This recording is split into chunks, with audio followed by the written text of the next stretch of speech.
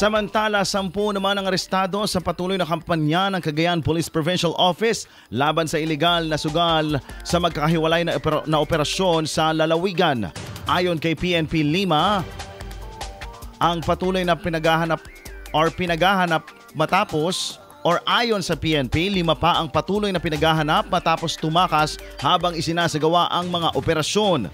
Sa Santa Ana, Cagayan, 7 sospek ang naaktuhang nagsusugal ng patikul gamit ang baraha kung saan matagal na itong minamanmanan ng mga otoridad.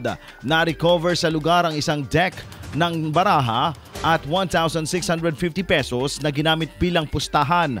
Tumakas naman ang 5 pang sospek na agad na nadama ang presensya ng mga pulis. Samantala, 3 lalaki rin ang naaresto sa barangay Katayuan, Lalo, Cagayan matapos maaktuhang nagsusugal ng tong-its. Nasamsa mula sa kanila ang isang set ng baraha at 470 pesos na bet money. Ayon sa mga otoridad, agad silang inaresto at dinala sa himpilan ng pulisya para sa kaukulang dokumentasyon.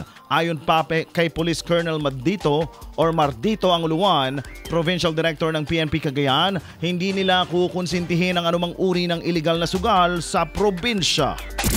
IFM News.